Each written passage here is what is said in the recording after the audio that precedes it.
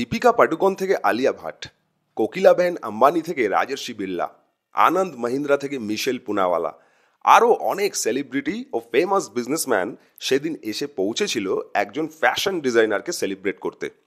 ভাবছেন এতে নতুন কি আছে? ফ্যাশন শোতে তো এইসব সেলিব্রিটিসরা আসা যাওয়া করতেই থাকে। আর আমাদের ভারতবর্ষে এই fashion show, luxury items, designer products এইগুলো টপ 1% লোকেরাই অ্যাফোর্ড করতে পারে। তাই এইসব ফ্যাশন শো ওই টপ 1% লোকেদের জন্যই তৈরি হয়। সত্যি কথা বলতে কি, আমিও একমত আপনার সাথে। কিন্তু আজকের এই ভিডিওটা সেই 1% লোকেদের জন্য নয়। এই ভিডিওটা কোনো সেলিব্রিটি বা কোটিপতি ক্যাটাগরি লোকেদের জন্যও নয়। ভিডিওটা একজন বাঙালির সাকসেস স্টোরি। হ্যাঁ, একদম ঠিক শুনেছেন, এক বাঙালির গল্প। এমন একজন বাঙালি যে বেঙ্গল ইন্ডিয়ার সীমা পার করে ওয়ার্ল্ড স্টেজে রিপ্রেজেন্ট করছে বেঙ্গল তথা কলকাতাকে তার আর্ট ফর্ম দিয়ে। এমন একজন বাঙালি যার তৈরি করা ড্রেস না পেলে তাবর তাবর সেলিব্রিটিস, সুপারস্টার্স, বিজনেস টাইকুনস বসে না বিয়ের পিঁড়িতে। সেদিন মুম্বাইয়ের জিও কনভেনশন সেন্টারের সন্ধেটা একদিকে যেরকম ছিল চরম নস্টালজিয়া, অন্যদিকে বেঙ্গল টাইগারের গর্জনে কেঁপে উঠছিল গ্লোবাল লাক্সারি আইটেমস মার্কেট, যাতে এতদিন শুধু ছিল বিদেশি কোম্পানিজদের একচেটিয়া অধিকার। চলুন আপনাদের নিয়ে যাই সেই সন্ধেতে, আর সবাই মিলে আরও একবার সেলিব্রেট করি বঙ্গ সন্তান সব্যসাচী মুখার্জিকে, আর দেখে নিই কীভাবে উনি ধীরে ধীরে দখল নিচ্ছেন global luxury market. Event eclipse চ্যানেলে আমাদের সর্বপ্রথম প্রায়োরিটি হলো পৃথিবীতে ঘটে যাওয়া বড় বড় ইভেন্টস এবং সেই সব ইভেন্টসের আউটকাম, ইম্প্যাক্ট সহজ বাংলা ভাষায় বাঙালিদের কাছে পৌঁছে দেওয়া, আর তার সাথে সেলিব্রেট করা বাংলা ও বাঙালিকে। অনেক ছোট বড় কারণে আজ বাঙালিকে হেনস্থা হতে হয় পুরো পৃথিবীর সামনে। হেনস্থা হতে হয় কিছু সংখ্যক বাঙালির কার্যকলাপের কারণে। কিন্তু এটা ভুললে চলবে না, বাঙালি শুধু একটা জাতি নয়, গোটা মানব জাতির নতুন পথের দিশারি। What Bengal thinks today, not only India, even the world thinks tomorrow. এই ন্যারেটিভকে এগিয়ে নিয়ে যেতে ইভেন্ট এক্লিপস দিন রাত পরিশ্রম করছে। শুধু দরকার একটু সাপোর্ট। তাই অনুরোধ রইল একজন বাঙালি হিসেবে আমাদের পাশে এসে দাঁড়ানোর, আর আরও একবার গোটা পৃথিবীকে দেখিয়ে দেওয়া বাঙালি আজও গোটা পৃথিবীকে বদলে দেওয়ার ক্ষমতা রাখে। 25শে জানুয়ারি 2025 দিনটা ছিল শনিবার। সন্ধ্যাবেলা জিও কনভেনশন সেন্টারের বাইরে লাক্সারি কার্সের লম্বা লাইন দেখতে পাওয়া যাচ্ছিল। মিডিয়া পার্সনরা আগেই এসে পৌঁছেছিল ওখানে। বাউন্সার্স, পুলিশ পার্সোনালস, প্রাইভেট সিকিউরিটি আর ভিআইপি থেকে ভিভিআইপি গেস্টস সব মিলিয়ে এক রোমহর্ষক মহল তৈরি হয়েছিল। এরা এসেছিল famous Indian fashion designer Sabyasachi মুখার্জির 25th অ্যানিভার্সারি শোতে। জিও কনভেনশন সেন্টার ওদিন মুম্বাইতে আছে বলে মনেই হচ্ছিল না।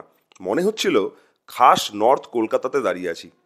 এন্ট্রান্সে ঢুকতেই চোখে পড়ে নর্থ কলকাতার সেই পুরনো জীর্ণ শ্যাওলা পড়া বাড়ি, যার ব্যালকানি ছাদে দড়িতে ঝুলছে শুকোতে দেওয়া কাপড় জামা। আরও কিছুটা এগিয়ে মেন হল আর র্যাম্প। হলের মাঝে ভিক্টোরিয়া মেমোরিয়ালের সেই ওয়াটার ফাউন্টেন, যেখানে সিংহের বদলে বেঙ্গল টাইগারকে দেখানো হয়েছে। সব্যসাচীর সিগনেচার। কানে ভেসে আসছে কবিগুরুর গান, যখন পড়বে না মোর পায়ের চিহ্ন। গেস্টরা নিজের নিজের জায়গায় সেটেল হতেই অ্যানাউন্সমেন্ট কানে এলো। শো কিছুক্ষণের মধ্যেই শুরু হতে চলেছে। আশা ভোসলে, লতা মঙ্গেশকর, উষা উত্থুপের 60s গানের সাথে সাথে শো ওপেন হলো। এখন ব্যাকগ্রাউন্ডে সবুজ রঙের খড়খড়ি জালনা, বড় বারান্দা, বারান্দার গায়ে সেই পুরনো দিনের সুইচ বোর্ড আর বড় বড় সুইচ। বারান্দার রেলিং থেকে ঝুলছে একটা প্রিন্টেড শাড়ি, সব্যসাচীর ইনিশিয়াল কালেকশনগুলোর মধ্যে একটা। র্যাম্পে ওপেন করলো দীপিকা পাডুকোন। 23শে ফেব্রুয়ারি 1974 সালে পশ্চিমবঙ্গের কাকিনাড়াতে এক মধ্যবিত্ত পরিবারে জন্ম হয় সব্যসাচীর। চন্দননগরে শ্রী অরবিন্দ বিদ্যামন্দিরে স্কুলিং, তারপর সেখান থেকে National Institute of Fashion Technology বা নিফটে গ্র্যাজুয়েশন। 2001 সালে সব্যসাচীর প্রথম অ্যাওয়ার্ড, ফেমিনা ব্রিটিশ কাউন্সিলের most outstanding young designer India. আর তারপর স্ট্রেট লন্ডনে ইন্টার্নশিপ শেষ করে শুরু করলেন রিটেইলিং ভারতের বড় বড় স্টোরগুলোর সাথে। প্রচুর পজিটিভ ফিডব্যাক আর অ্যাপ্রিসিয়েশন পেলেন India, Mercedes Benz, Lakme fashion week থেকে। তার ডিজাইন করা আনব্লিচড এবং হাতে তৈরি ফ্যাব্রিক্স ও কাঁথার কাজ দারুণভাবে জনপ্রিয় হলো এই সমস্ত শোগুলিতে, যা ছিল তার design philosophy, personalised imperfection of the human hand. এর পরেরটা ইতিহাস। New York, London fashion week জেতা, কলকাতা, দিল্লি, মুম্বাই, হায়দ্রাবাদ, নিউ ইয়র্ক সিটিতে স্টোর, সঞ্জয় লীলা বানসালির ল্যান্ডমার্ক সিনেমা ব্ল্যাকে কস্টিউম ডিজাইন, শ্রীদেবী থেকে শুরু করে রানী মুখার্জি, সামান্থা থেকে শুরু করে ক্যাটরিনা, রণবীর সিং থেকে বিরাট কোহলি, আরও যত বলিউড অ্যাক্টর অ্যাক্ট্রেসের কথা আপনার মনে পড়ে সবাই অ্যাড হতে থাকলো সব্যসাচীর লিস্টে মডেল হিসেবে। সব্যসাচী পশ্চিমবঙ্গের কাকিনাড়া থেকে পৌঁছে গেল গ্লোবাল স্টেজে।